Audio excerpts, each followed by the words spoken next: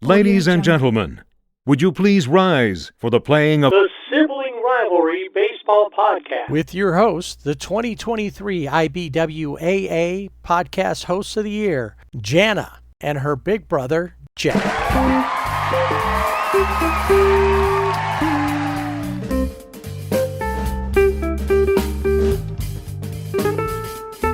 Sibling Rivalry Baseball Podcast in your ears, and that's it. It's over. It seems like we just barely started, and now it's over. Yeah, it's been quite the season, but then when you get to the last weekend, you're like, wait, didn't we just start this?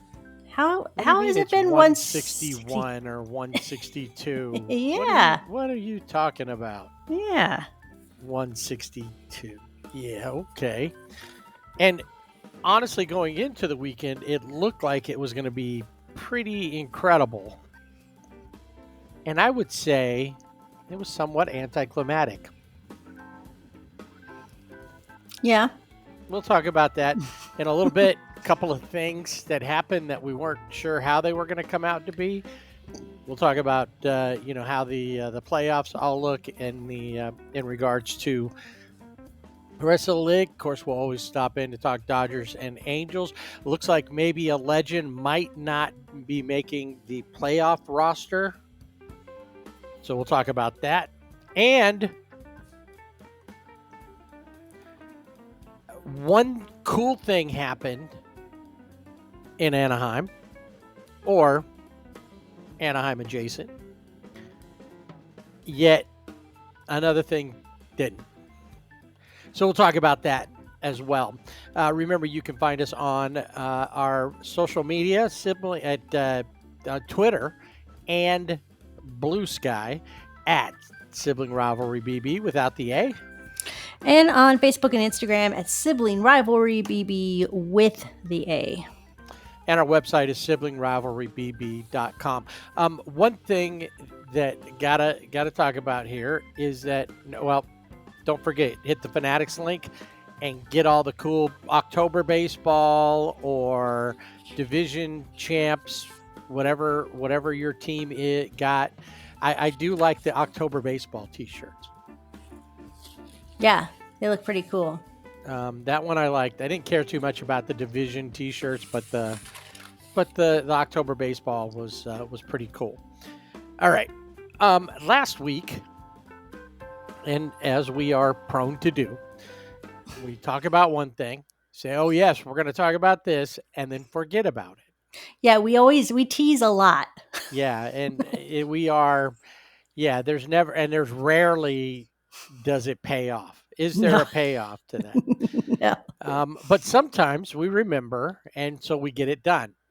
We were talking about the Roberto Clemente Award, and then said there's a little something that has come up and been talking about. Maybe we'd like to, what is the feeling, the thoughts on this, and then just blew right past it and didn't talk about it. And it's something simple. So I thought, let's do it now, get it out of the way. And doesn't take much, but with Roberto Clemente, you and I had both thought, and other people have asked this too, should 21 join 42, being half, number one, of 42, Mm-hmm. and Roberto Clemente's number, should that be retired throughout baseball? I think yes. I think it should be retired. I think it's been a long time coming.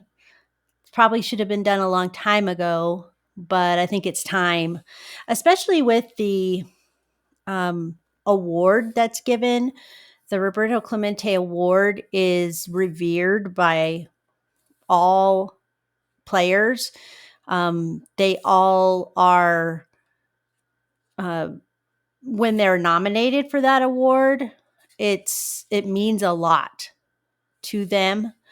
And then I think too, for, the players that are from Puerto Rico, from his, that there's just, as a humanitarian, obviously as a baseball player, then as a humanitarian, I think his number deserves to be retired throughout baseball. Right. And, he had something that nobody else has had. They waived the 5-year waiting period to induct him into the Hall of Fame. Mm-hmm. Only player to sit right at 3,000 hits. And you wonder, he was moving towards the end of his career when this happened, but what more could he have done had he not been in that accident? So I agree. I think it should be. The question though is there a stop to that, and is there anybody else that should have their number fully retired? I guess when you have a day, right? So maybe Lou Gehrig's number would be retired. I know it's retired probably as a Yankee. Yeah. But, that seems to be the Well, what about top. like if you have an award named after you? Oh, see then, well, that's a good question because then, yeah, what numbers then we would have the pick of the number. Like Cy Young, would they, Cy Young. But right? which award is the Henry Aaron Award? There's one of them that's the Henry Aaron. Right. That should 44 be? Yeah. I don't know, because if you went to 44, you'd also have to look at 3 for Babe Ruth, Right. because Babe set the record that lasted until 1974. Right. And I think at this point, Jackie, Roberto, Nolan Ryan. And Nolan Ryan, of course you would say that. So yeah, no, I think you'd have to. There has to be, I guess criteria, but I just think that the meaning behind, like with Roberto Clemente, it's bigger than baseball. Yes, I agree with that. Just like Jackie Robinson, Yeah. what led to his number being fully retired, because what he went through and what he did was bigger than baseball. Yeah. It was something that affected the world, or at least the United States. Yeah. So yeah, I think those are in the case. I think it should always be easier to be a saint, for the Pope to make you a saint. That should be easier than getting your number retired across all 30 teams or more when that day comes in baseball. It's time for Dodger baseball. Last episode, when we talked about the Dodgers, we talked about what was coming up. There was 4 more series to go, and we decided to push off because life got in the way as far as our regular recording, and we thought, let's just wait and do this at the end. We always get to the end of the season, and then we do the postseason. And with the postseason, we always tend to be up. In fact, something as a reminder, during the postseason, we tend to not be posting or publishing on the same days. Like normally we try to do every Thursday. With this, we look and see how the series goes, and then we look to do an update after the wild card's gone, after the division series or championship series. So know that it'll be off a little bit going forward. So we just figured we'll put off. Let's wrap it up, being the final day of the season, and let's see what happened. Well, the Dodgers were not in the playoffs. Or really, I get what they clinched a wild card at that point when they took on the Phillies back in mid-September. No, I don't think remember. they did. I think we were wondering. And the Right. Phillies were a team that if they could beat, that would help them secure their playoff spot, and also potentially put them in a spot to get a bye, because walking into it, the Phillies and the Brewers were the two best teams in that regard. And by that point, the last time we talked, the Brewers had clinched a playoff spot, and the Phillies actually, while they played the Dodgers, clinched the East, and they were the Right. only team at that point for quite a few days that had clinched their division. Milwaukee would eventually get there, but they weren't the first. The Phillies clinched the East first to be the first division winner. And the Dodgers didn't seem like that their head was in it. They took one of the three, but the Phillies pretty much. I think the Dodgers are kind of hoping, hey, at that point, if we get to the playoffs, let's hope we don't have to play the Phillies. Yeah, exactly. I think so too. That there were. I think the interesting thing, one thing I've been thinking about, is last year the Dodgers starting pitching wasn't good. Kershaw, Clayton Kershaw was not on the playoff roster at all because of injury. And it just, we had Yamamoto, you had Jack Flaherty, but there wasn't, it was like, well, they can't pitch every other day between the two of them. And, but the bullpen was awesome. And now this year it's complete. Yeah, it's a complete opposite. You have a good rotation and the bullpen has fallen apart, which we saw during the series against the Phillies, where the starters came in and, like Emmett Sheehan had a one-hit game going, and then, the the bullpen. It's like, and then the bullpen. The third game, I feel like it was kind of a turning point, maybe in a mindset, because that was the game where Blake Snell was on the mound and he refused to come out of the game. Mm-hmm. And Dave Roberts, came in to get him, and he was like, and you can see him if you ever watch the clip, is like, go back, go away. And then as Dave keeps coming at him, mm-hmm. you even see him kind of throw his head back, roll his eyes, like, come on. Yeah. And when he got there, Dave, to his credit, turned around and took his fuzzy butt back to the dugout.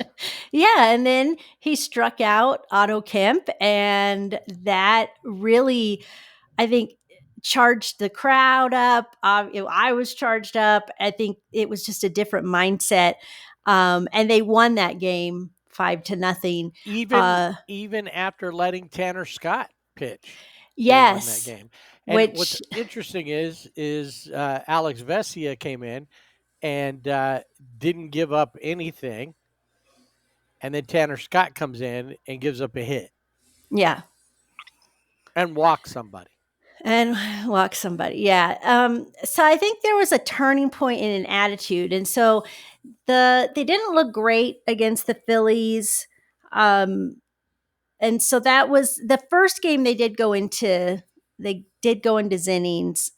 So, I mean, it wasn't like terrible. They were, but it was the bullpen that just, it wasn't helpful.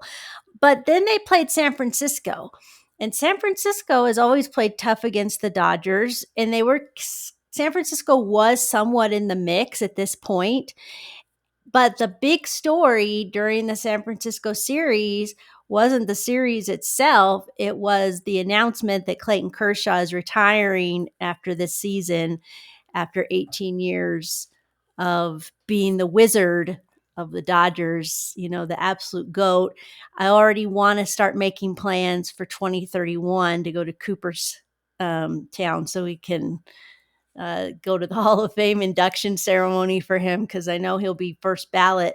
But that was the game. They win the first game because Yamamoto is on the mound, and this is the crazy part. He's not like his normal Yamamoto self and gives up 6 walks. And I think in total there were 10 walks for the Giants, and they still lost. So the Dodgers had one of those games where they had 10 plus walks and lost the game as well. But it was the second game where it was the last start for Clayton Kershaw. He pitched his last regular home season, last home regular season game, and they earned a playoff spot. So they earned the playoff spot. Hadn't clinched the division, that wasn't even, Right. At this point it was like, okay, they got a playoff spot. Wasn't sure if they were going to even clinch it, because the Padres were right on their tail, right on the tail as they had been. They're But, very lucky with that too, is that yes, the Dregs seem to lose the same amount that the Dodgers did, yeah, and maybe a couple more, mhm. but they didn't. Had they played better baseball, the Dodgers may have still made the playoffs, but they may not have won the West. Right. If so yeah, I mean they do that. Kirsch gets they clinch on his final home start, and the Dodgers end up winning 3 of the 4. Looking pretty good, throughout. It does seem like they seem to have turned a corner with that. And something that I got to thinking about was that I was wearing a T-shirt that you got me. That's based off of what Kike said on live on the air last year. It's the Yeah. fact that we don't give an F. Mm-hmm. And I thought, you know what? The problem with this team had been a lot of the season. I think they gave an F. Mm-hmm. Yeah. Yeah. And instead of just doing it, when Mookie finally said, "Screw it," or "F it," Yeah. and I'm just going to do what I do. Look at what's happened. Teo, the same thing. This is what the bullpen needs to be doing, and the bullpen, even with this turnaround against the Giants, you're still thinking you're putting who in? We've only got 2 runs, 3 runs. Yeah. Exactly. We don't have 21 runs. Right. We're not winning 21-0. I think that's the thing too, as fans. It's like we need our starters to go 9 innings, or they need to have 21 runs, Well, on the board. Emmett Sheehan pitches that last game, the one that they lose, Mm-hmm. and he goes for 7, gives up 1 hit, strikes out 10, Yeah. and Blake Trinan gets a blown save.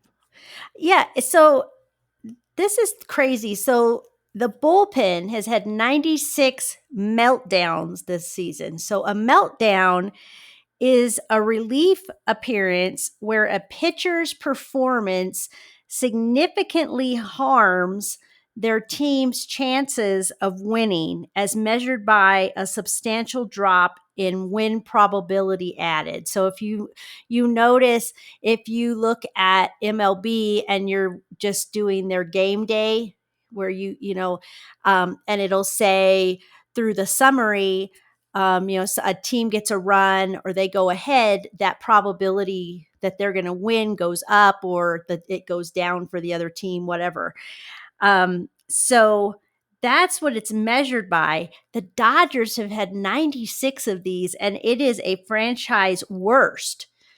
96 meltdowns of the bullpen, and the bullpen has allowed, and this, they may have allowed some more runs since I had this stat, but at least 304 earned runs this season, which is another franchise high, which is crazy because this, the difference, like I said, I was thinking about how opposite the season has been from last season, where it was like, are we even going to get anywhere with the starting pitching? Who is going to start? It was a bullpen game every day, it seemed like, every start. And now you've got the rotation, but it's the bullpen that is just melting down. You go back to that game that you were talking about with Blake Snell. He wanted, I don't think that he wouldn't say it, and he didn't, but he's like, I got myself into this trouble. This is what he said after the game. I got myself into it. I wanted to see if I could get myself out of it. But I feel like when you see any of the starters after they get taken out, especially if Trinan or Scott comes in, the starters are worried. Yeah. Yoshi has a lot to worry about because he's like, hey, I pitched deep into a game, and then I get no decision because they end up, it's fine. I don't want the loss, but I get a no decision after a gem of a game that I should have gotten a W for. Yeah. Those kind of things that you're saying don't look like a championship team. No. It doesn't. A playoff team. Well, and that's why I think there should be discussion about Trinan. And now Scott has had moments stretches where he's looked good and then he just looks terrible. Trinan has just been bad.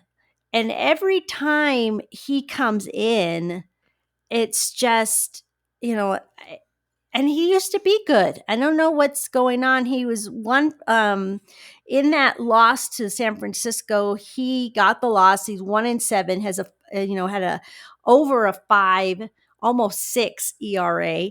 Tanner Scott, after the San Francisco series, a 4.91 ERA with 10 blown saves, 23 opportunities. But 10 of those he blew. And then Kirby Yates, who's currently on the IL, but a 5.28, and he had given up 9 earned runs in 10 innings that he pitched. And these guys, between the 3 of them, they make almost $43 million between the 3 of them.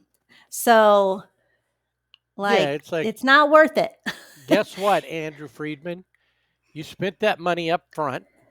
I get the idea of what he wanted to do. Yeah. Didn't work. No, it didn't work. And I get that Tanner Scott was coming off of these, good seasons, especially the one, in 2024. But yeah, he hasn't lived up to that. And he has come out and said, because he was the highest paid reliever in the offseason, contract-wise, $72 million with a 3-year contract for $72 million.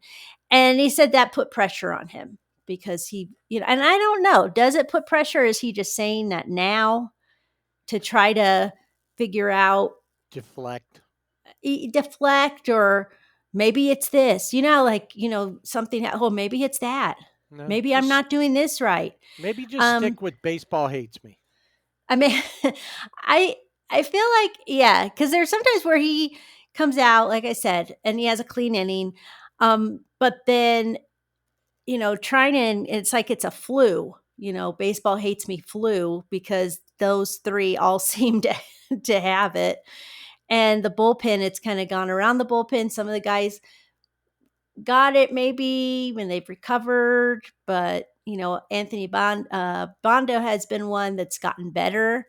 They have Roki Sasaki is back with the team, but he is pitching out of the bullpen. And I think precisely because that's where they need him. Right. Yeah. At this And point, they don't need starters. no, And and hopefully, and the few times that he has pitched, he's looked pretty good. An inning here, an inning there, yeah, but he's looked pretty good. So Dodgers, that was their final homestand. mm-hmm, They take the series for San Francisco. They just go east a little bit to Phoenix, about 6 hours, to take on the Diamondbacks. Now the Diamondbacks, when the Dodgers arrive, have been playing pretty good and are on the edge of R- the last wild card spot.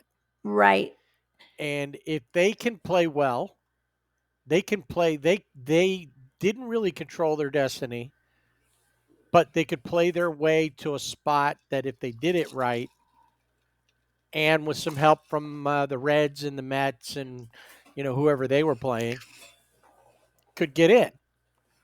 And first game out, they drop it. And this is the thing with that first game out, everybody was talking about Dodgers could clinch the West. That was they had the Monday off. They were going to play Tuesday, and they could clinch it on Wednesday. And then they lost. yeah. So the earliest they could clinch it would be Thursday. Well, and the thing about the Diamondbacks, and and I guess just the NL West in general, or just baseball in general. I don't. They play the Dodgers, but the Diamondbacks in particular have always played the Dodgers tough. They've always, and because of the situation that they were in, they were knocking on the door. I really, I thought, especially after this first game, which again, the Dodgers are up early thanks to like 1-0, thanks to Teoscar Hernandez home run.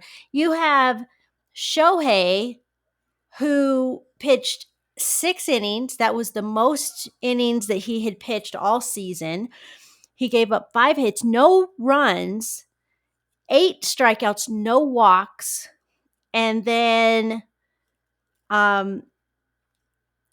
it's Tanner Scott who comes in. I mean, it was like the top of the 7th, and the Dodgers are up 4-0. So you're like, okay, Another quality start. They locked them down. Yep. But then here comes the bullpen. Jack Dreyer gives up a run. Henriquez gives up like a 2-run homer, so it's 4-3, still winning. But then Tanner Scott comes in with the little cloud over his head that says "Baseball hates me," and he hits a batter, walks. One of them gets a sack bunt, and then a sack fly, so it's 4-4, and then Perdomo gets a game-winning single, and Diamondbacks win 5-4. And it's like, okay, this is how this series is going to go, because that's what it looked like. Just when you thought that. So my question during this time frame, what happened with the Phillies? What happened that was the same thing in my head. Are the Dodgers still ruining baseball? That was from the beginning of the season, and they started off, the Dodgers are ruining baseball, and it happened a lot. They said that a lot. Yeah. And it kind of started to fade off somewhere in July. Mm-hmm. And now look at it. They're they're barely going to get past 90 games if they can win out. Right. Mostly. They're not going to get a bye even if they win the division, which, by the way, thanks to another great outing by Yoshi in the final game, Yes. going 6, only giving up 4 hits. Tanner Scott came in and actually had a good inning and didn't give up anything. And they win 8-0 to clinch. And unfortunately, Clayton Kershaw did not lead the team out for one, a dip in the pool. No. When they won, but they did. He did end up with a memorable quote during a conversation with David Vassay, where David Vassay. So, if you saw it, Clayton doesn't put on the goggles. He wants to feel the burn, he said. And so he had at one point the T-shirts, the division champ T-shirts. He had it on his head. And then they go to talk, and he and David Vassay, who's doing double duty for AM 570, which is the radio station the Dodgers are on, plus Sportsnet, the TV channel that they play on. So he's doing double duty there. And he said, I'm here. I'm wearing Clayton Kershaw's T-shirt on my head. And he was. And he asked Clayton, do you want it back? He says, I don't even want pants. I barely want pants. That's right. And that was the quote of the celebration at that point. And there's even T-shirts being made. So they once again, 12 out of 13 years, they win the West again. Yeah. They pretty much dash by winning out the series, dash the Diamondbacks' hope. But the Diamondbacks had to do a lot of work on their own, and they just couldn't get it done. Yeah. But once again, we're looking at, are the Dodgers starting to make that turn? Are people starting to get it? And I think maybe some of the celebration, because they did, when they got the wild card spot, they did have a little bit of a celebration, but not huge. No, Bill, and I think the night they got the wild card spot was also the night of Clayton Kershaw's last start at home. And so they did a champagne toast, classy, but no, they weren't. Yeah, it wasn't the craziness of winning the division. So, and they played an early game. They win the division. They have their celebration. And you could see, even as the celebration, it was starting to wear down, because you started seeing some of the plastic come down, and players were starting to kind of drop off, go shower, and start to get ready to go, because they had to leave there and go to Seattle. Right. Now, they go to Seattle. We're thinking, oh, they're heading to Seattle. What is Seattle playing for? Well, as it turns out, nothing. Yeah. They'd already clinched the AL West by the time the Dodgers showed up. Houston, we're going to talk about the Mets coming up. Houston just fell off. And the Mariners, they were on a great winning streak.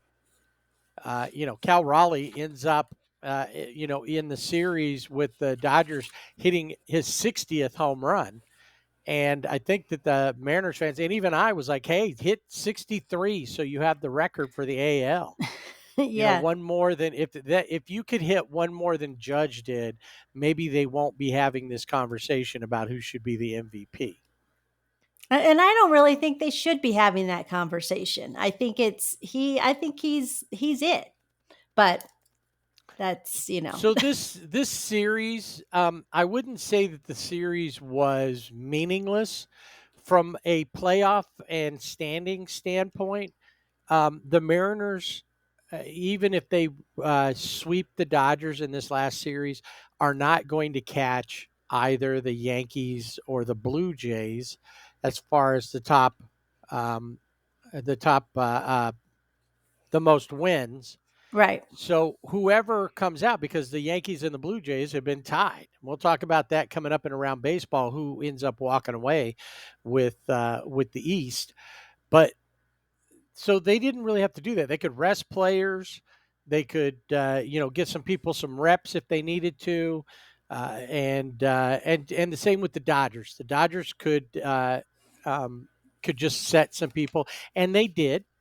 Both Freddie, Mookie, Shohei got a day off in the mix, but the Dodgers used this time to solidify some depth, because they used a lot of guys who knows if they're going to make it onto the, who's going to be on the, well, we know who will mostly be on the postseason roster. But they showed what they had. These guys came through, and they ended up sweeping the Mariners to close out the season, which I think was a good thing, because it keeps building their confidence and reminding them. And I think that celebration that they had there in Arizona helped remind them of how much they enjoyed the winning and the celebrations, and they're going to be happy to go back and maybe have another parade in downtown LA. Well, and it's funny because one of my boys said, "Are they going to win it for Kershaw?" Maybe. And I said, if that's the motivation, absolutely. Yeah, no, maybe. Make that your motivation.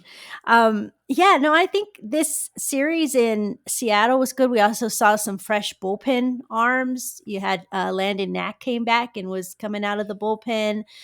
I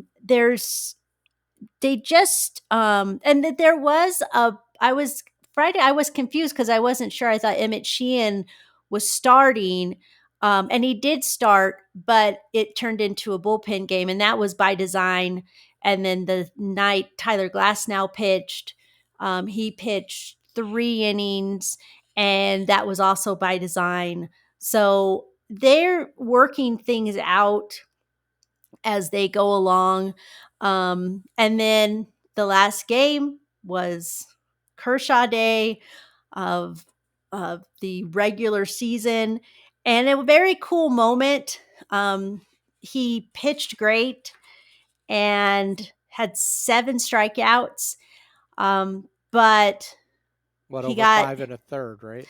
Yeah, and his last batter was Eugenio Suarez. He struck him out, and then Freddie Freeman came out to get him.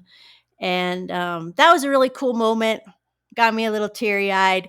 And also funny, though, because Freddie wanted the ball, and Kershaw would not give it to him. No, Kirsch was like, I don't think so. You're not going to get that. And And what we saw with this, to go to something that I teased, the idea is Kirsch, unlike the other guys who started, Sheehan and Tyler Glasnow, was going to be able to pitch as long as he could pitch. Yes. And so he goes 5 1/3. Who knows? Maybe he could have done more, but they pull him out, and that seems to be leading up that he won't be part of the wild card roster. Yeah.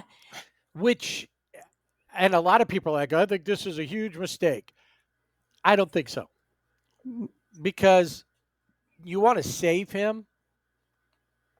No, you want to bring up other. You want to have another pitcher, because you just won't use him, and it could be a 2-game series.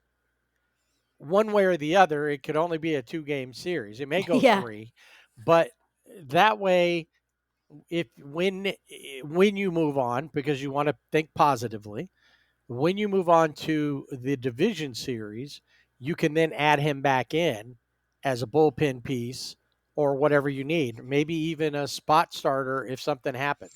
Well, and in Arizona, he did come out of the bullpen for, was it an inning? Yeah. And, looked good. So, yeah, I think it's just a matter of seeing where he's going to be. He's because he pitched, he's not going to be on the wild card, but I think that's I think fine. that's not a big deal. No, I don't that think a so lot either. of people are making it out to be. Right. And he'll still be with the team. Mm-hmm. So it's not going to be a big deal there. Something else happens in this final game of Kershaw Appreciation Day. And once I say this, you're going to know exactly who I'm talking about. But somebody did something that has never been done in the history of Major League Baseball. Never been done? Is it Shohei Ohtani? Yeah, right? Not even Tungsten Arm O'Doyle. Way back in 1898. He's Couldn't not find even it. in this. Yeah, Nowhere. not on this record Nobody book. did this. In all of the every year of Major League Baseball, nobody has ever hit or ended the season with exactly 55 home runs. And thanks to a yard shot there in Seattle, Shohei is now the sole player to have hit 55. People hit 54. People have hit 56. Kyle Schwarber hit 56 this year, and obviously more, up to 73, which is what Barry Bonds did back in 2001. And we know Mark McGwire hit 70 in a season. How many different years did Sammy Sosa? I think Sammy Sosa hit 3 or 4 years in a row. He hit 60 plus. So, but nobody's ever had exactly 55 to end this, and that's where they ended the season at. So once And again, he broke his own record. So for I mean, the Dodgers, yeah, for the Dodgers, right? He had 54 last year, and then and now 55 this year. 55. And then, and he scored more runs than anybody in a while. He ends up with 146. He needed to get like over 150 to really break some other records. But as far as the Dodgers go, I think he had to go. He's got like he had to break, score more than 143 for the modern era, but 148 for the Dodgers organization, which goes back to the late 1800s as well. The bridegrooms and the robins and all of that before they became the Trolley Dodgers. So crazy. So you've got this team right now. It looks like they're ready to go. Well, Kike made a couple of plays in that last game that I think if Max doesn't make it at least into the wild card, it makes you feel confident that Kike will be okay over there. Well, especially with Freddie. Yeah. And Kike likes October. And he hit a home run in Seattle, made some, like I said, made some really good defensive plays. Thought it was interesting. So in Kershaw's last home start, Shohei hit a home run after he was out of the game. And then in this start, his last regular season start for Kershaw, he comes out of the game. And then later in the game, Shohei hits a home run. So I don't know. I just thought that was cool. Clayton. Yeah. And Clayton Kershaw got the win. I mean, he's like 11-2 on the season. I think it's really cool that he's, I wasn't, I guess, totally surprised that he announced he was going to retire after this season, but he had such a good season and he can go out. I mean, he's going to go out on top regardless, but he had a rough season last year with injuries. He came back from that and just, had such a good season. And to be able to go out on his terms, got his 3,000th strikeout, all these milestones. I think I'm going to miss seeing him pitch. And it will be different. 18 years of him. Yeah. So that's going to be hard. Any player that's played that long, when they're not there anymore, you're like, oh. But I think maybe one thing that helps is like last year, the injuries. And he didn't start until later in the season. Right. This year. So maybe. I mean, I don't know if that's really going to be that. I just think it was a really cool. I think it'll probably be a bigger adjustment for people who have been around the team for as many years. Max Muncy is number 2 in time with the team. Right. And it's going to be more like, but see, like Kershaw was there before the current owners were there. Yeah. Kershaw was there before Roberts ever showed up. He's seen a lot of changes in the Dodger organization. So it's the because Muncy was brought in under Friedman. So he's with the current administration. Right. Whereas, Kershaw predates all that. So it is really an end of an era. From what he carried over into where they're at now. Yeah. Yeah, and it was really cool. AJ Ellis made the trip to Seattle, as well as Rick Honeycutt, who was his pitching coach for a long time, prior to Mark Pryor. Prior to Previous to prior. Prior to prior, yeah. So they made, and then the last home start, it's like all of the catchers were, Cuz was there, Russell Martin was there, um, Well, and then the two AJ catch Pollock AJ Pollock was was there. there. Who else? There was like 5 of them that were Yeah, there, and everybody asked where was AJ Ellis, and he sent like a video message at that point. But it's very cool that he could show up. I knew Rick Honeycutt had yeah. shown up. Of course, Matthew Stafford, his Right? He was there. friend His was there childhood from friend. They played Little childhood League friend. Yes. together. And lots of people showed up because of, just admiration for Kershaw and the person he is. I think that's even, again, bigger than baseball, the things So that he he has done. ends his career, regular season anyway, with a 223 and 96 record. So he didn't even lose half of his games. Mm-hmm. A 2.53 ERA and 3,052 total strikeouts. And a lot of other of his stats that we could go into are pretty incredible. You know, over 2,800 innings pitched, he pitched in 455 total games. So pretty incredible. Definitely, like you said, first ballot Hall of Famer. And I don't, like I said, if they're going to win for him, I think that's a good move, not having him Yeah. on the wild card roster and say, if you guys don't win, I don't get to play anymore. Yeah. Well, let's do it for Kirsch. Yeah. Do it for Kirsch. I would. Let's The do it. Kirschper, the Gipper. Let's do it. I think going into this Seattle series, the Dodgers sweep the series. They played, it was a good series. And they didn't know who they were going to play, though, in the wild card. And And we can tell you this, but we'll tell you more about how they got there in around baseball. But they're going to play a team that they've only played one time before in the playoffs. And the reason this is because for all the years before this new playoff thing started, they played in the same division. that's right. And so they were never going to play each other No. in that.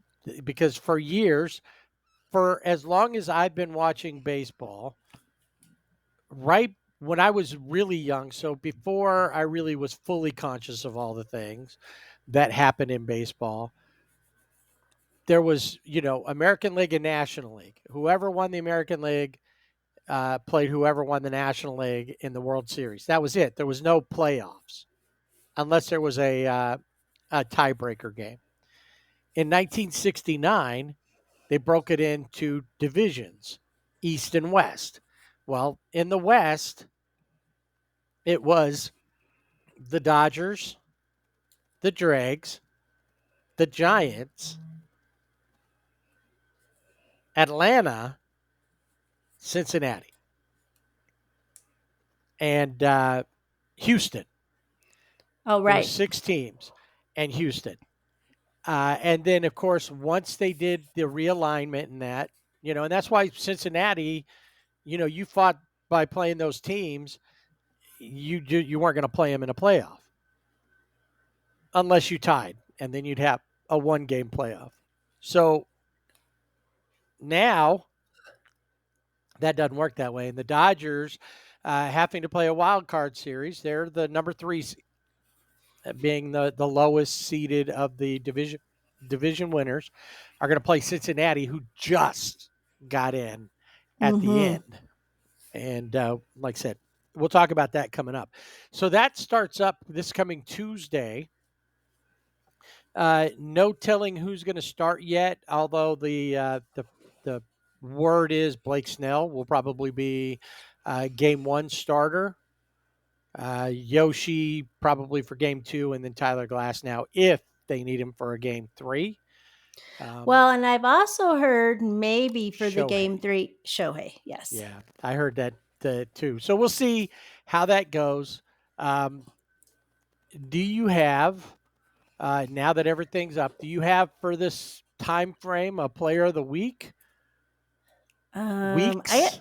We I don't know. I guess I don't know. I mean, when we decided, I'm gonna go back and look at my notes. When we decided let's push it, because we're so close. Oh, okay. I surprised myself. So Clayton Kershaw. Yeah. So I mean, and that was because of the whole but was Clayton Kershaw, but then I also thought about Blake Snell because I really feel like his performance in that game and his determined, you are not getting me off of this mound. Just attitudes have started to change. Right. So that definitely helped. I went with Clayton too, just because it was his last starts. Yeah. And he's not going to be able to win these anymore unless we start giving out. If he ends up in the booth at some point, maybe we'll give like the announcer of the week award to Clayton. Yeah, I'm looking for. I hope that at some point happens because I always loved his dugout when he would talk to him from the dugout. Oh yeah, he was always good, and he could pay attention to the game and hold the conversation with the guys in the booth, and give some pretty decent analysis. Yep. All right. Well, I'm with that too. The question now will be, depending on the route that they end up having to take, we know they got to play the Reds to start. They get into the division, they would be playing the Phillies. Mm-hmm. Yeah. So much for that. And then the number 2 is, no, they would play. Yeah, they play the Phillies 2 versus 3. Yeah. And then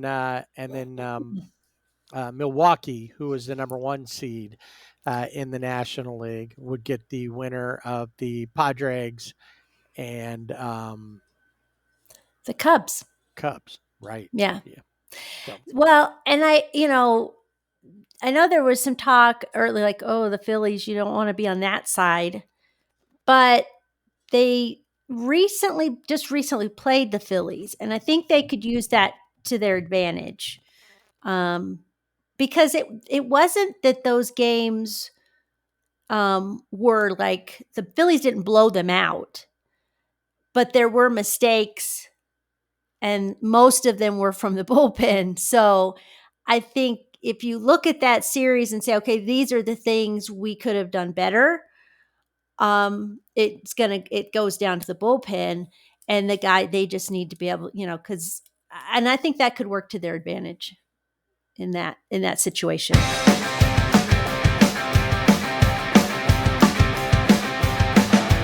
We'll talk more about the Dodgers next week as we talk more about the playoffs. This will be the last time until after the playoffs, so sometime after October, depending on how far into it we go.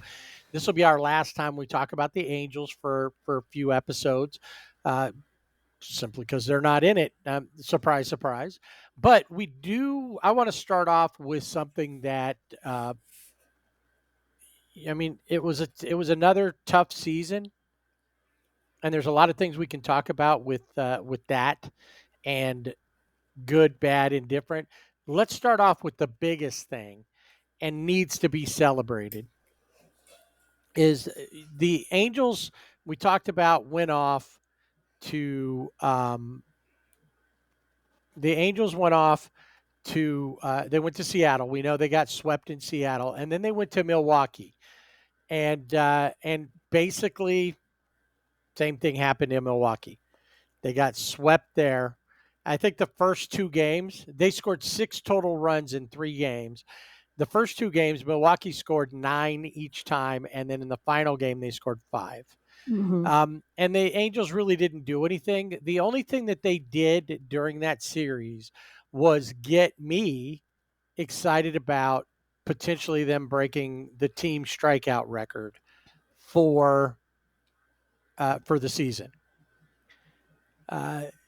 So, and they did a good job working towards that. And then they went to Colorado. So they get swept in Milwaukee. Nothing really to talk about. It's kind of like, when the cops are there at a scene, nothing to see here. Move along. Move along. They go to Colorado.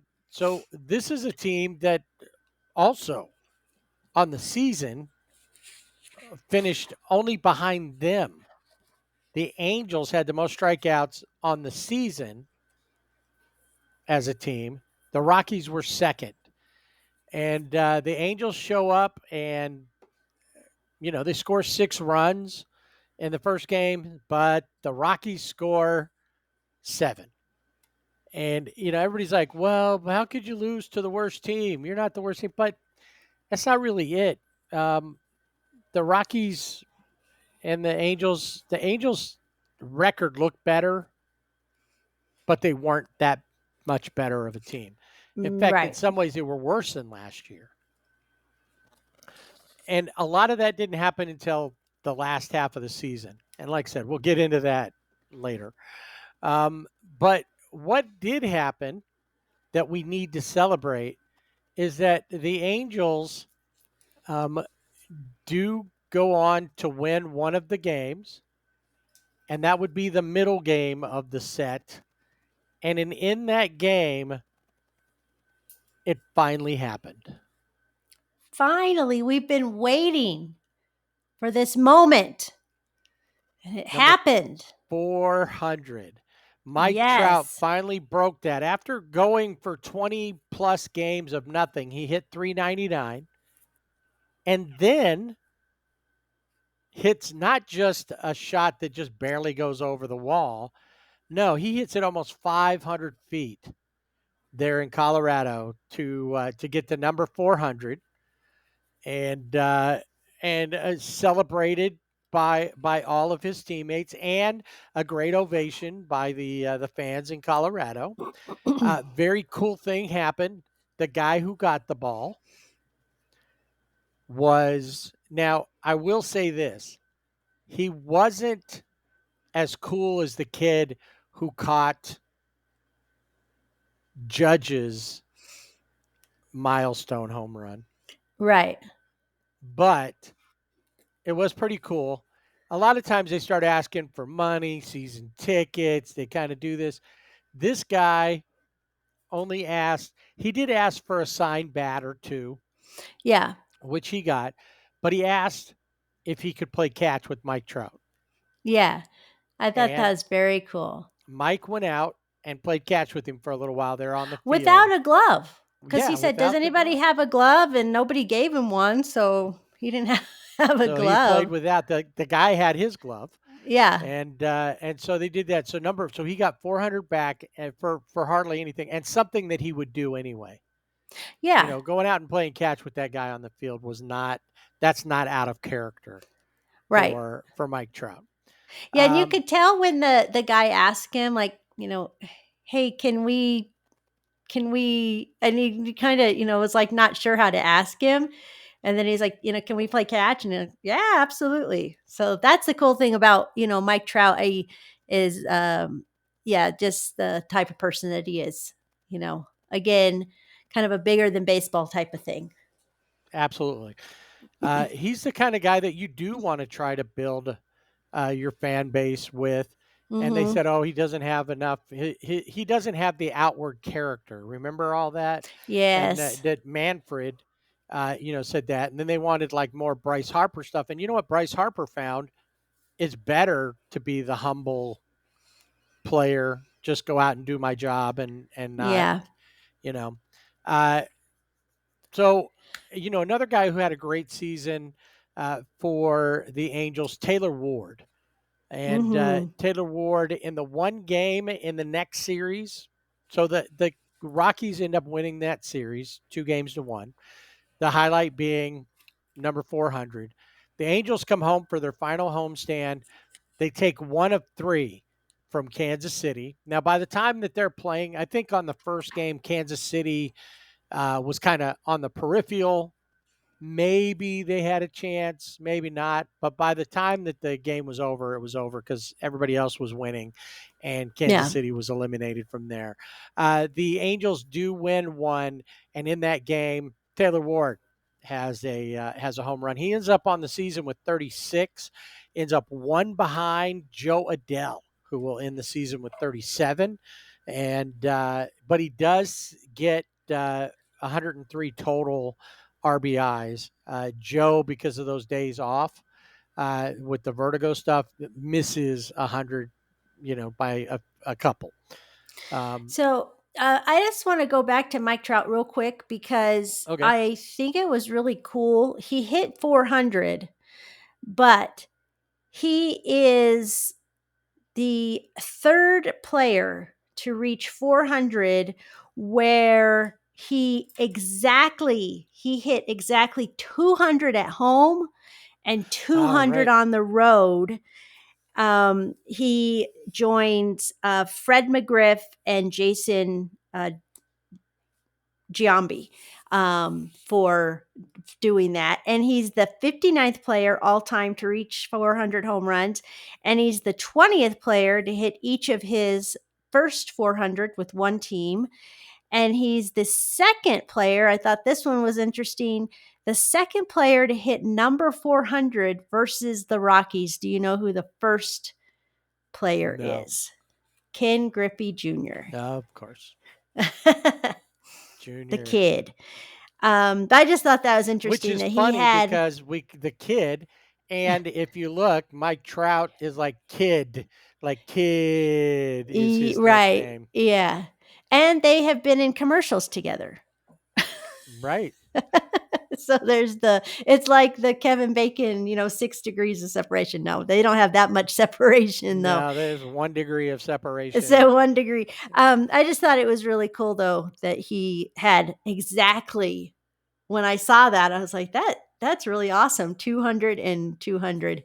But we'll see that he, Well, that kind of woke him up yeah. because he hits that one and would go on to hit 4 more over the rest of the games and ends the season at 404 on his way in. He's hoping that will help. He said that he had some mechanical issues that he finally figured out what was going on. And, he hits 400 and then ends up with 4 more. He would hit one against one of them against Kansas City in a loss in the final game of that series, which once again they would lose that series. And then the Asterix come to town. Now the Asterix come to town right on the edge of a wild card spot. Right on the edge. They'd already lost out on the West, right. which is like they had started off slow. They 2 years in a row, they started off slow, end up taking over the first place, and then problems. And they end up, so they keep themselves more or less in it with a first, well, they don't, sorry. I don't know what I was thinking about. The first game, they don't win. They lose. The Angels basically spoiled for them. And the Guardians and the Tigers fighting it out for the AL Central, and with their loss, it ends up putting them in a position that they're out. They're done. That's all it. Thanks to Yay. the Angels. The Angels were able to do that, and in that game, Mike Trout with 2 home runs in that game. And he would hit them off of a couple pitchers for Houston I hadn't heard of. I will tell you that I wouldn't be surprised, not that this should happen, but if Lance McCullers Jr. might end up with some death threats after the way he pitched on the final game. The Asterix do go on to win that. The Angels would lose the series, but you did see Mike Trout with a home run in the final game, be the only run they scored for most of the game, and but but it was, you know, they just didn't. The Angels ended up losing like they should. Now, the one thing that they didn't do is they didn't break the record. They didn't get 1,654 strikeouts. They got No. 1,627, which was good enough to move them into second place all time. So that was good. But there was an effort that needed to be made. And on the last couple of games, Mike Trout became Mike Trout again and wasn't striking out. So you hope that the last 2 games where he, became Mike Trout again, as you said, that extends into next season and that we can see the re-emergence of Mike Trout. Yeah, because I think, we knew at this point they weren't going anywhere. They were done. And it's, why not break a record? Regardless of the record, right? Right. It's a record. Break it. And they didn't heed our advice and got second. No. If you ain't first, you're last. And, the Rockies, since we had talked about them, they had a big celebration when they realized that they had won just enough games to not have the worst record of all time. Right. I was kind of sad about that, too. Them and the White Sox both did lose more than 100 games. The Rockies lost 119. I think the White Sox only lost 102. So that's a 20-game improvement.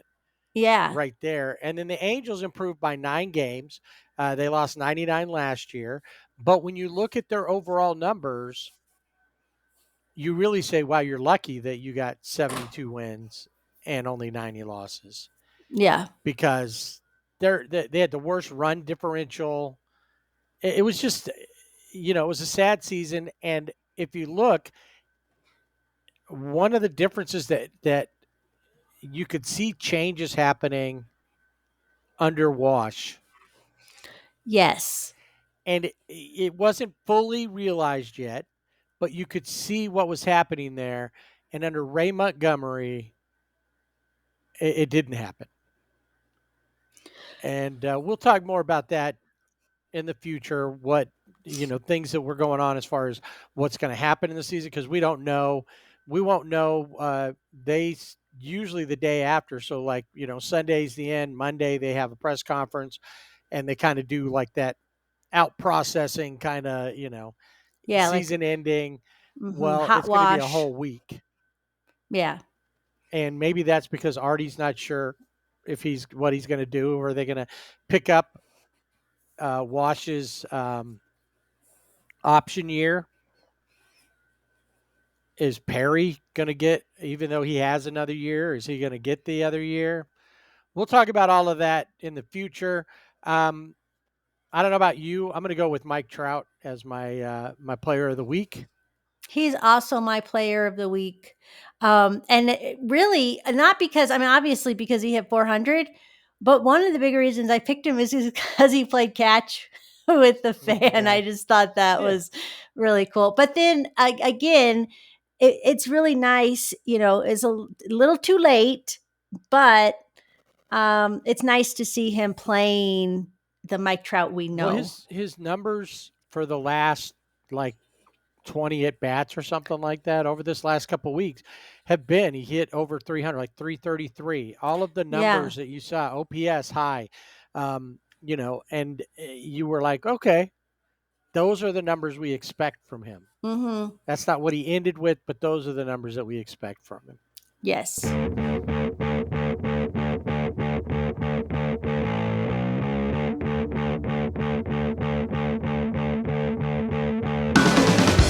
In 162 apparel, I guess. I don't know. Paintings for season over. It's the bullpen cart. We're going to hop in that and take a little ride around baseball. You have players of the week?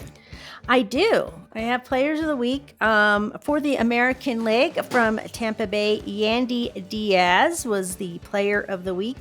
He had a .591 batting average, a .710 on-base percentage, and 818 slugging. and he had 4 RBIs and 5 runs scored in that week.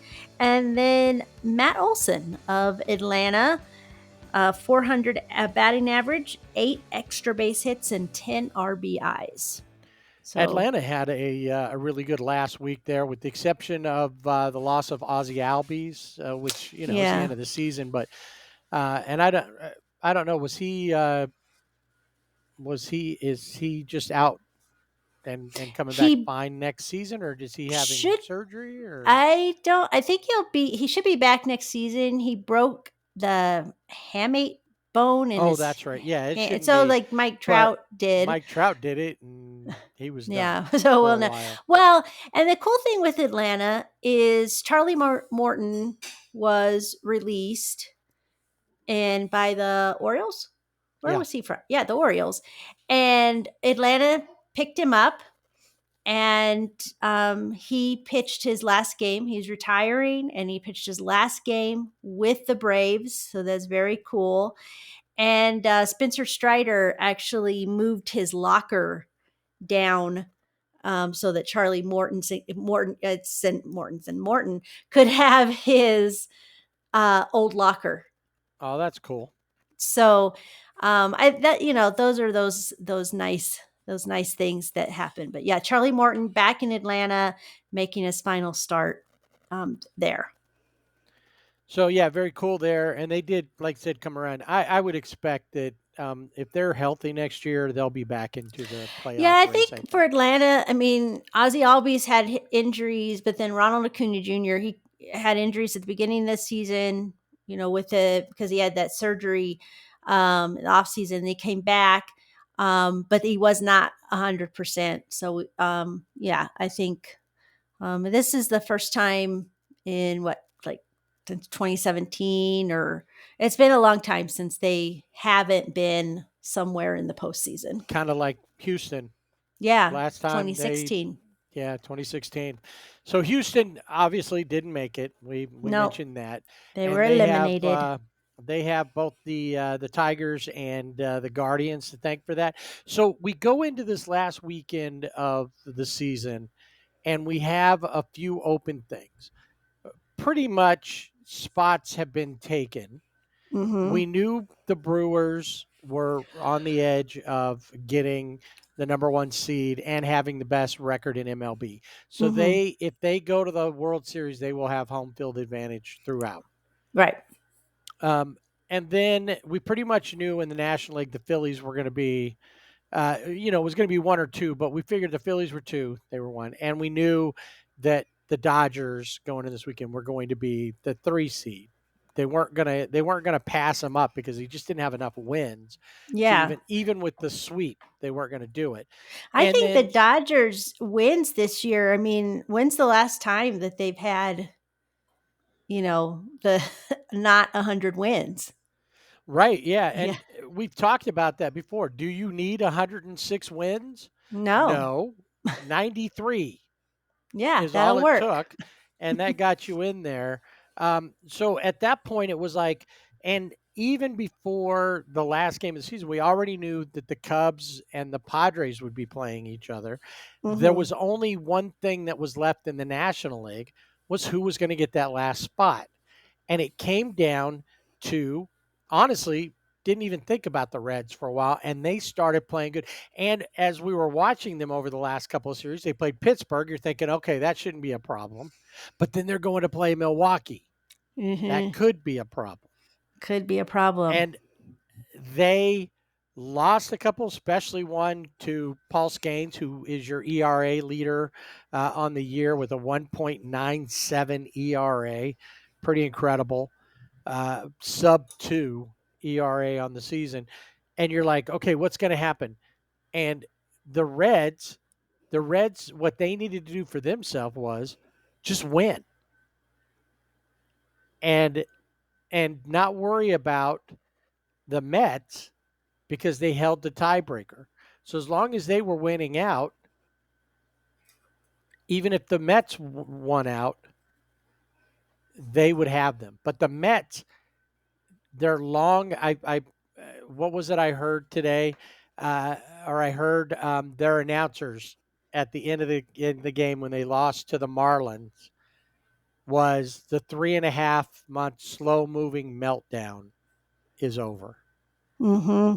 The Mets played themselves out of just like the Asterix did. They played themselves out of a playoff spot, and the Reds hung in there. They took 2 of 3 from the Brewers, and they end up, getting that last spot. So it's like, okay, that was the only thing going on in the National League, but in the American League, we still had going into the weekend before the Asterix played the Angels. They were kind of hanging on.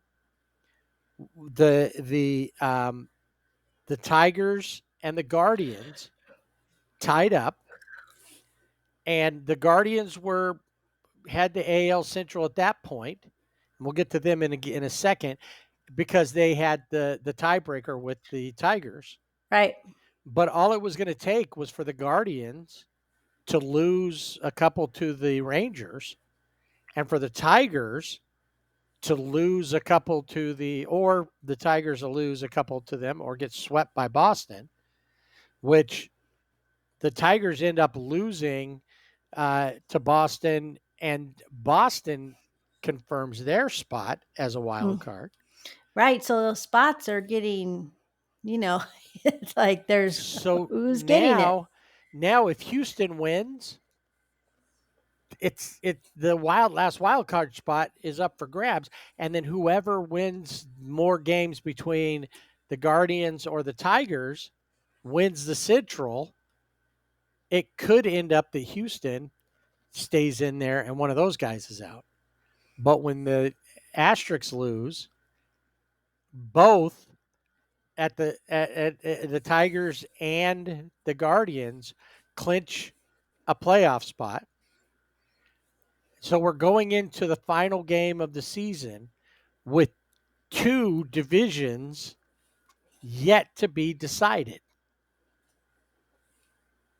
The Blue Jays and the Yankees tied up across the top of the East, with the Blue Jays having the tiebreaker, and the Guardians and the Tigers also tied up, ready to and is like, who's going to do what? And it really, I always remember, it kept ringing in my ears. I remember having a conversation, Dad and I one time having a conversation, and I said something like, well, they don't even have to win and they're in. And he said, but wouldn't you rather win your way in than to get in because somebody else didn't win? Yeah. And I feel like there was a fair amount of that this weekend. Yeah. But the Blue Jays and the Yankees both won their games. Yes. It was interesting going into especially this last game, because it was like, it's almost like if A, with the flow chart, then right? B, yeah.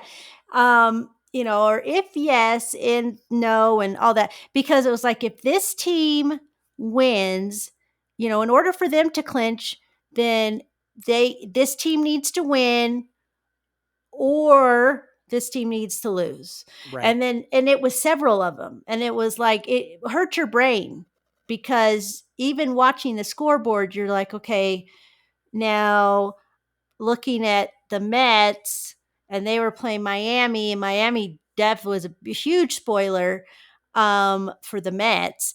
And then, it was just like in the Reds, and then there was the tiebreaker, and it's so crazy. Thing with the Reds, they get in without winning that last game. Yeah. Because the Mets dropped. The Marlins outplayed them. They blanked them 4-0. Yeah. In the final game of the season, and the Reds lose 4-2. Mm-hmm. So the Mets, obviously, I don't know. I'd be just happy to get in, and okay, the Reds have got to be like, oh, thank goodness, right? know. But the Mets, they hurt themselves, obviously.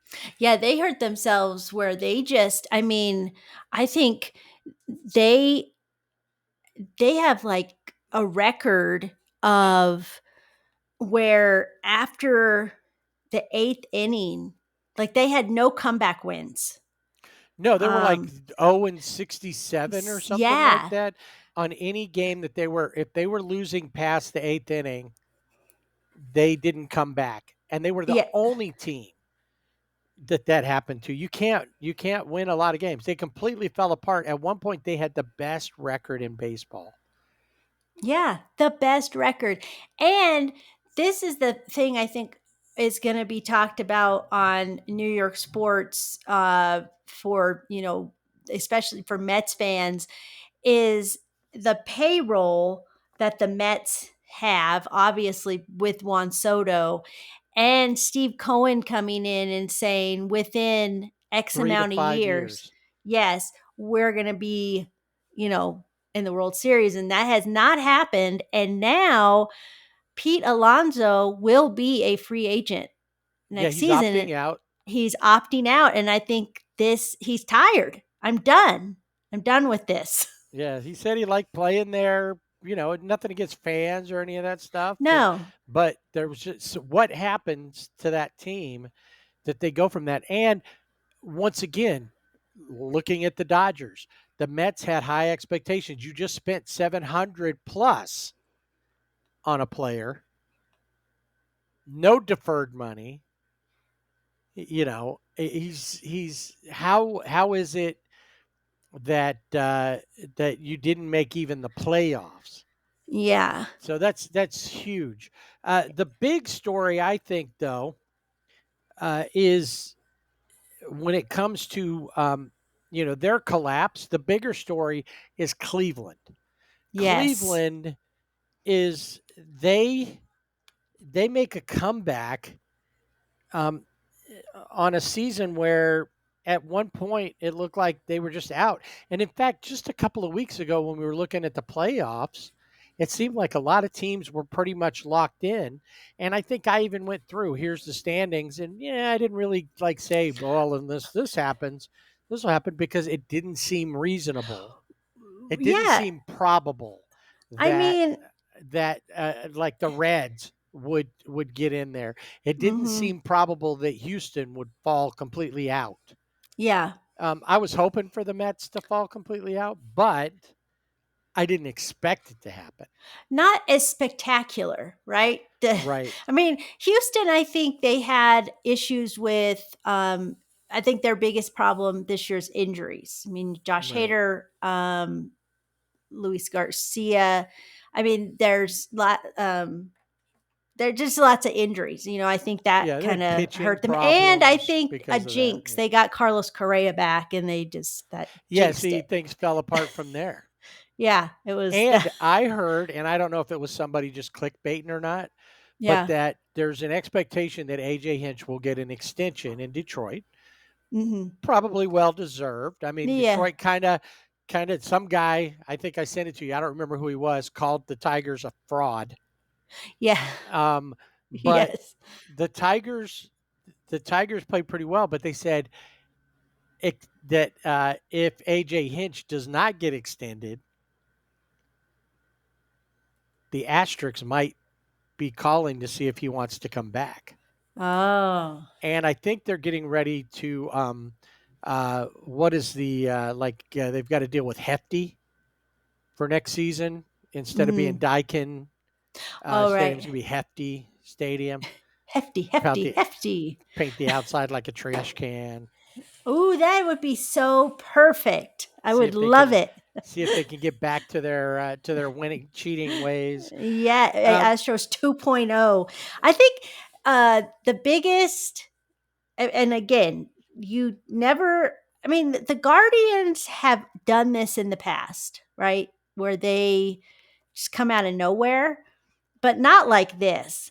I mean, July 8th, the Guardians were 15 and a half games back of the Tigers. 15 and a half. So I don't think that you would ever see a more spectacular.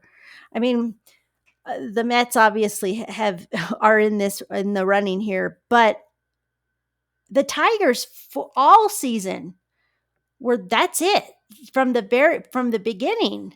They had the They best were going to record in win. baseball for long periods of time. Yes. And then, or them or the Mets for a while. And, I mean, even going to, what was it, about the beginning of September, Mm-hmm. the Guardians were still about 11 games out. Yeah.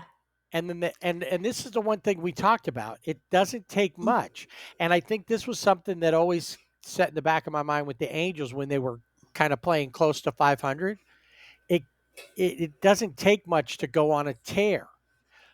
You If you could get that going like the Guardians did and do 15 of 16. We saw the Brewers win 14 in a row. The Mariners were on an 11-game win streak before the Dodgers took them out. Yeah. To end the season. The Guardians just never quit, and I think there's something about that team that there's just the right guys, and they got rid of guys, and they overcame they could have very well just said, okay, we're done when Clase went down. Yeah. We still don't know what's going on with him. Yeah, And the that's other a big guy, scandal. the other pitcher, Yeah. still Well- scandal. And so now the Guardians join 5 other teams coming back from huge. I think it's been since there was a team like back in years and years ago that was 15 out. I read at one point. Yeah. It wasn't one of like the considered modern era that came Right. back, but the Guardians, it's crazy. 15 and a half games out to come in and get to the playoffs.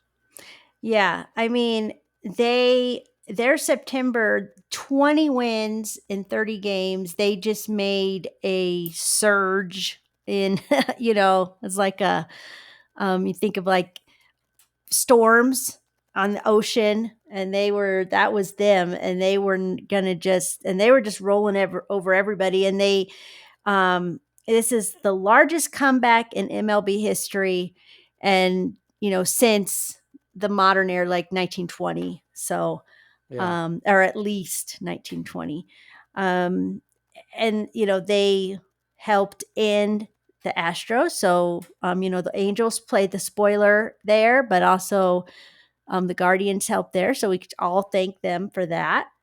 And the crazy thing is now the Tigers have to face the Guardians in the wild card. And on the final game of the season, it looked like, because the Tigers lost, it looked like that the Guardians were going to lose a second game to the Rangers. And in extras, being down 8-5, they were able to turn it around and get the win 9-8. And so they really did win out to secure that spot. They didn't get it just because the Tigers lost. Technically, they did. It didn't matter what they ended up doing, but they fought, and those are the things I think that you need going into the postseason. Yeah, and I think that Stephen Voigt deserves a lot of credit for navigating this club through, losing Clase, not really knowing, because like you said, we don't know. No one's talking. And, he said, when he was told, he had been using him, because why wouldn't you? Throughout, until they said you can't, when he was, because at the point that he got suspended, he had actually been turning his season around. He had a tough start, and he was actually pitching very well, back to the Class A of old. And when they suspended him. Yeah. So I think he deserves a lot of credit, and obviously of just, kind of navigating that, because you could just give up as a team and say, and who knows who if anybody else knew anything in the clubhouse, what was going on. But that could be something that just wears you down when you have that kind of stuff going on in the clubhouse. And so as a team, just for them to make this comeback, and I like Jose Ramirez. He's scrappy, and I like those scrappy players. And so I'm happy for Cleveland to be, because they've never won, right? They almost, when they were playing the Cubs, but they're They won in the 50s. yeah. But I That's mean, like it's the been a one. I mean, long. they've been. That's what I meant. Like, not Yeah. since. Yeah, It's I mean, been they're lots of years. They're the new Cubs as far as that goes. Yeah, It's been, with the exception of the teams that have never won. Right. So let's look real quick. Just so you know, all of the wild card games are like ESPN, ABC. Yeah. And they're going to play them through every game. So every wild card series, every day. There's no alternate days. It's boom, boom, boom. Tuesday, Wednesday, Thursday, Mm-hmm. with Friday off, and then the division series starts on Saturday. Yeah. So matchups, I'll take the American League if you want to take the National League. Okay. We've got so the first two in the wild card round, you've got, as you just mentioned, Cleveland and Detroit. It's kind of funny. The wild cards on in the American League are both interdivisional rivals. Yes. Tigers and Detroit. I mean, Detroit Tigers. Yes, they're going to split the team and play each other. Cleveland and Detroit, the 3 and the 6 seeds, with the winner of that series going on to play Seattle, starting in Seattle on Saturday, and then the 4 and 5 are the most bitterest rival of them all. Yes. I think even beyond the Dodgers and the Giants, Oh, this yeah. is the marquee rivalry of MLB history. The Yankees and the Red Sox. Yeah, and I think you're right, because, as a Dodger fan, you talk about the rivalry between the Giants and the Dodgers. And you're like, yeah, I hate the Giants. I was like, it's the rivalry, right? But I know a Red Sox fan, and he hates the Yankees, hates them, like wouldn't walk across the street for them. Like, it is passionate. It's hard. I've met people like that as good as a player. We were talking about Mike Trout being the 59th player. Right now, he's number 2 in current players for on the home run list, with Giancarlo Stanton being number 1 of the current on the home run list. Mm-hmm. And there's people that I think they won't even give Aaron Judge his due or Giancarlo Stanton his due for their accomplishments. It's like, I don't care. He's lucky. He's a stiff. He shouldn't even be in the league. As opposed to, I think I told you, I saw a thing where there was a lady that is an Aaron Judge fan and a Red Sox fan. Yeah, and when Aaron there's Judge something. comes in, she puts on her Aaron Judge jersey, and as soon as he's out, she takes his jersey off. Yeah, I don't know. And back to being a Red Sox fan. Anyway, the winner of that is going to play their division winner, the Blue Jays. Yeah. So it's not even like, that was the one thing I always liked about the playoffs, was that you might get to see teams that, yes, everybody plays everybody, but you don't see them play a lot. Right. It's like, oh, Kansas City's going to play Toronto, or like in this other one, Cleveland or Detroit's going to play Seattle. That's a good one. But then the other one's just like an AL East matchup. Yeah.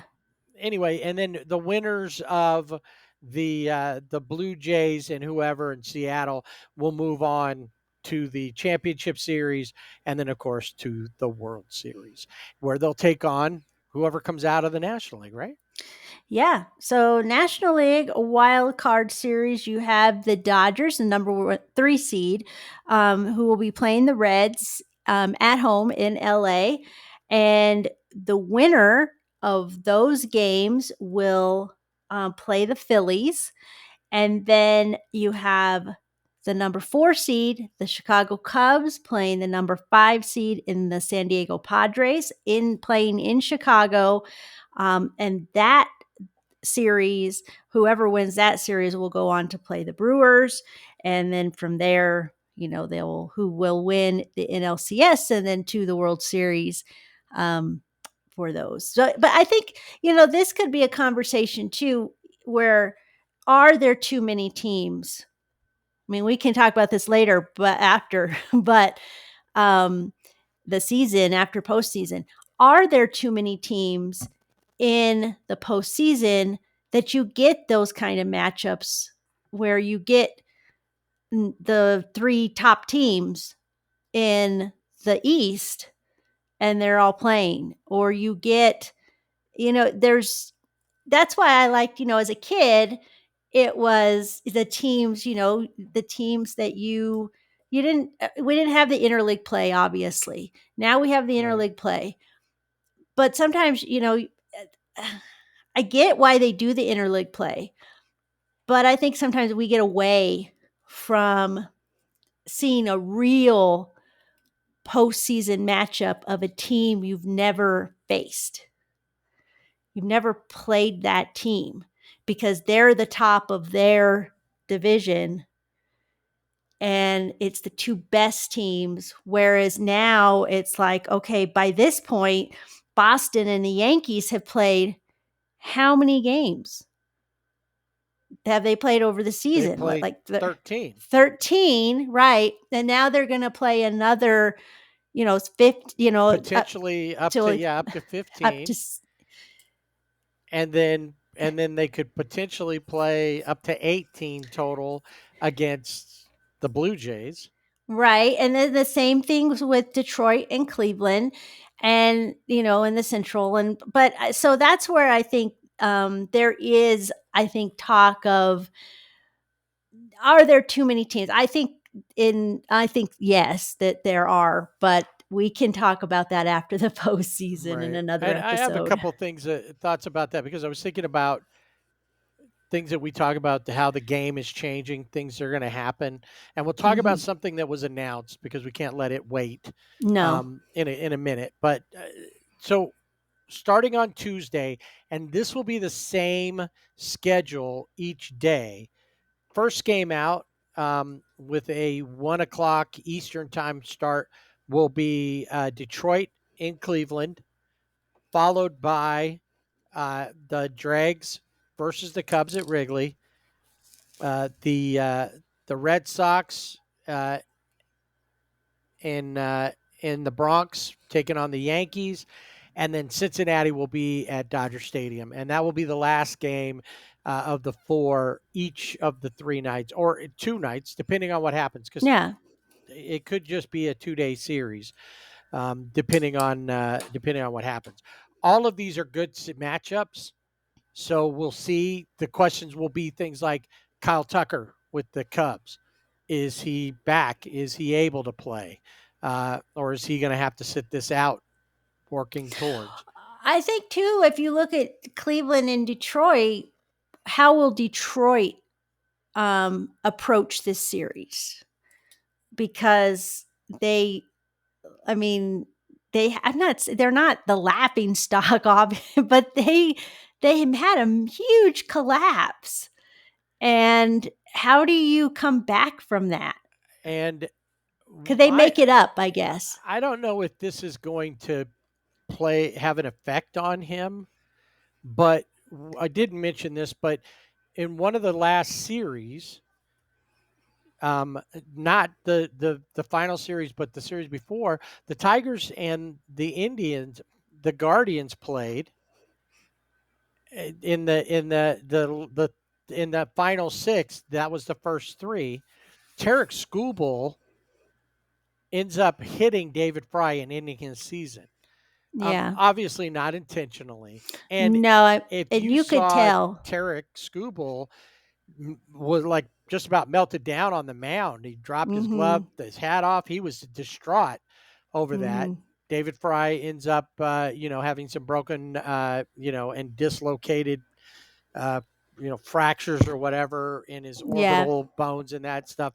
And he's out for the rest of the season, which is Mhm. unfortunate because he's been a key player for the Guardians. And maybe that's what's going to help push them Yeah. win one for David Fry.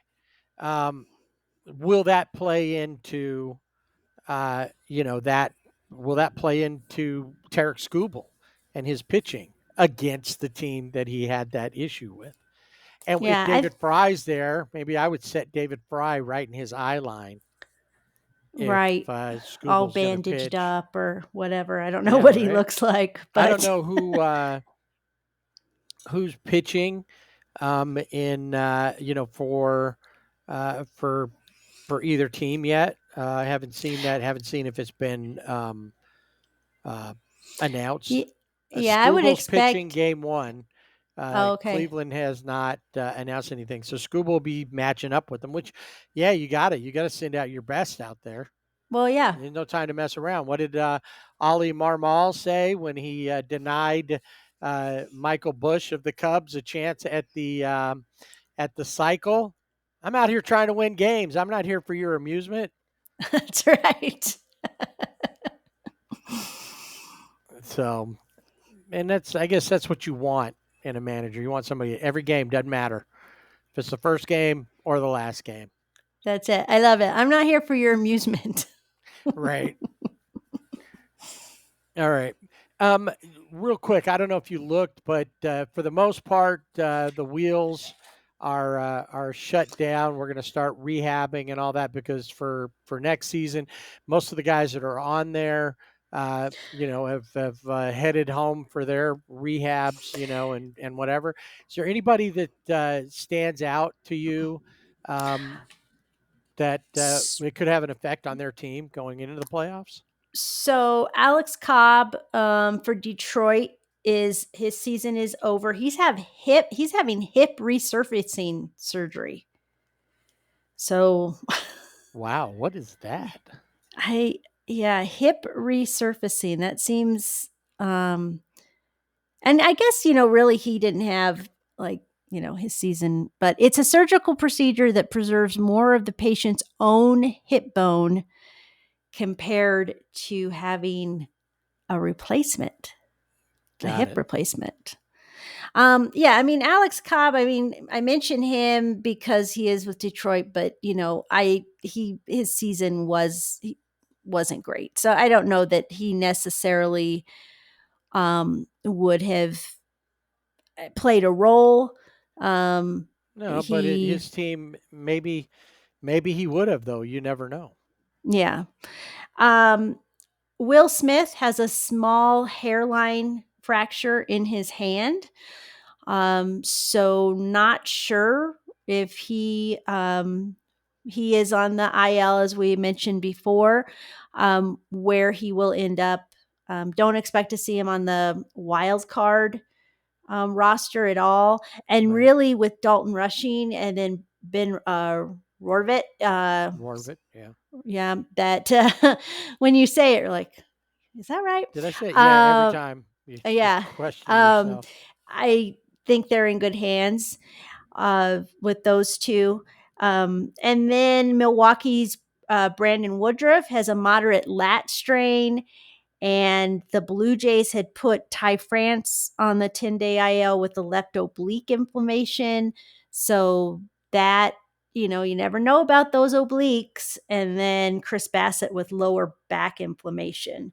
So, and then as I had mentioned Luis Garcia. I just want to mention him. I know he's not going to be in the playoffs with the Astros, but he will be having elbow surgery and he will miss next season. And this is a guy who just came back this season and, was in that start and called the trainers out. So he was coming back from Tommy John surgery and now has to have another elbow surgery. So tough break for Luis Garcia. All right. So, and we'll keep you up to date on any injuries that might pop up during the playoffs that may affect any of the playoff teams, especially those bigger names that are contributing hugely. So, big news out of MLB, and I don't think it just doesn't seem like it's going to make a difference. I mean, it might, but well, let's just say ABS, automatic balls and strikes, is coming to a National League or American League ballpark, a Major League Baseball ballpark near you. It's already been mostly in the minors, Mm-hmm. and now it's going to be everywhere. And so players or players, catchers, so pitchers, catchers, or hitters will be able to challenge a balls or strike count call. The problem with this is it's only 2 per game, period. Not 2 per game per player, 2 per team, period. Yeah. So this is where you have to be really careful, because so a team will not lose one of its challenges when it gets the challenge right. So just like the challenge, how they do challenges now, they retain their challenge. But if you lose your challenge, that's it. And I don't think you want to be that player that gets it wrong. And so I think and you can't have any help. No. The only people that are involved in the challenge, the pitcher, the catcher, the batter. You can't have somebody, from the bullpen, not the bullpen, from the dugout. Maybe that's where the trash cans come in for every team. If you hear somebody bang on it, challenge.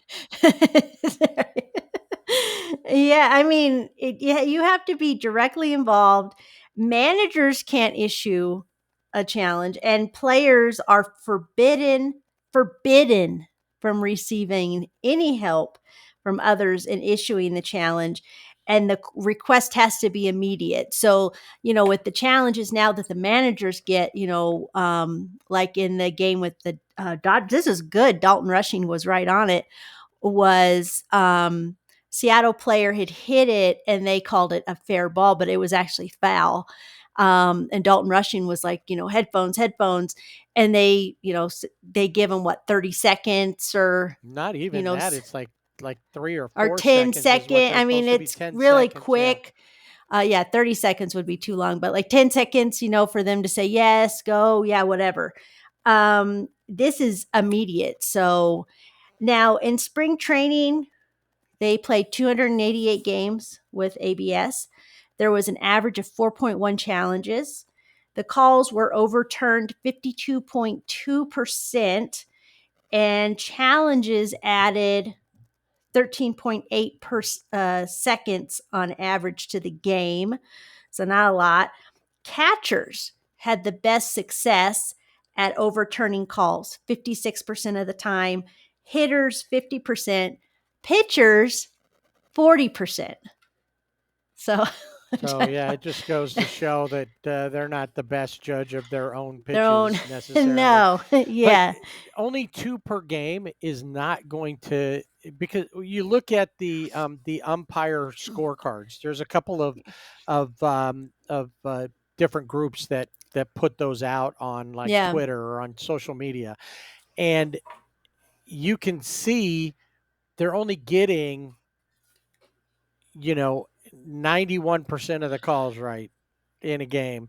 And most of the time they get the balls more correct than the strikes. Yes. Yeah. And it's like only having 2 per, it's not enough. I know you don't want to do it so that there's enough that they can do it almost every pitch. But if you want to use it and really make it effective, you're going to have to do more than that, or you're going to have to make sure that with the ABS system that the umpires are getting the call in their ear as to what it was.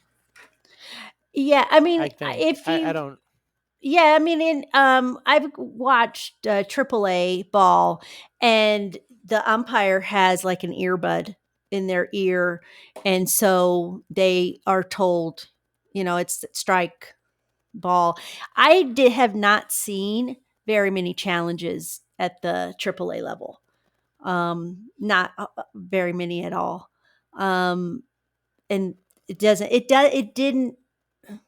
Like the first time, I don't even think when I realized that they were using ABS, I was like, really? I mean, because it seemed seamless. But I wasn't aware until somebody said, "Oh, hey, did you know that they're using ABS?" I was like, "What?" So yeah, I mean, the ump has a earbud that says, I guess like the pitch com, strike, Right. ball kind of thing. Well, Um, so, I don't know that I'm against it, but I'm not solidly for it either. right. I think it does take, one thing I think it takes away from the catchers is the pitch framing. I think a lot of catchers feel that's something that they can kind of control, because you have seen a pitch that was probably should have been called a ball, but because of the frame of the catcher, it was called a strike. I don't know. I mean, they might still be able to kind of do that to a certain extent. I don't know. Well, with But only 2 challenges, yes.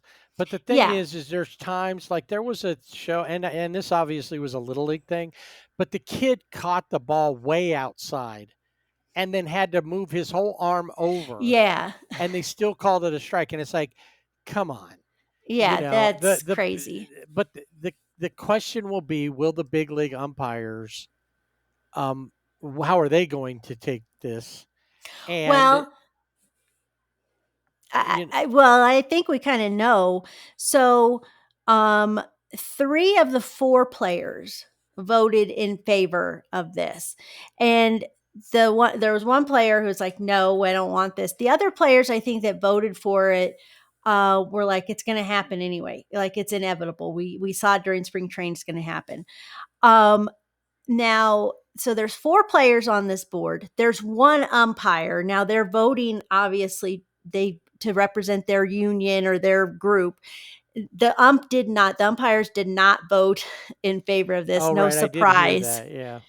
And then all 6 of the owners voted in favor of it.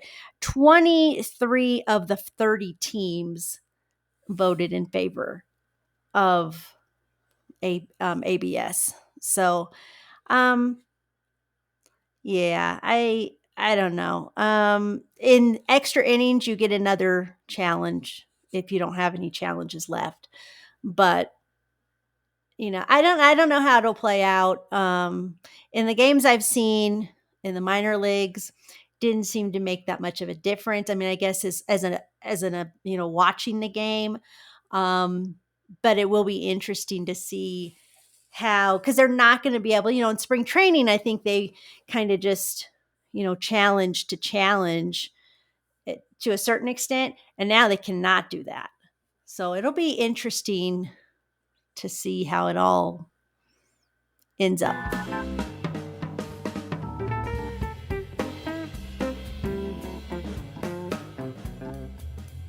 That'll put a wraps not only on the regular season, but on this episode of the Sibling Rivalry Baseball Podcast. Remember, we are available to you via Twitter and Blue Sky at Sibling Rivalry BB without the A.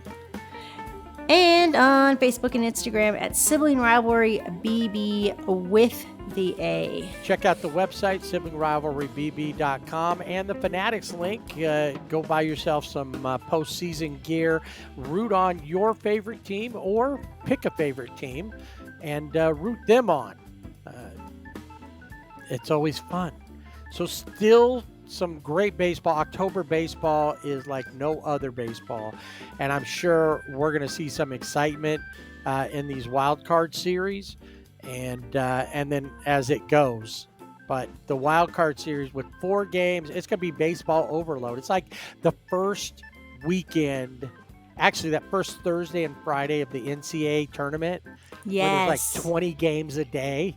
And you're trying to watch all of them. Yeah, that's how this is going to be in baseball terms. 4 games. 8 great teams, all fighting to stay alive in their hunt for a championship October. So catch some playoff baseball. It is fantastic. And don't forget, whatever you do, to swing away.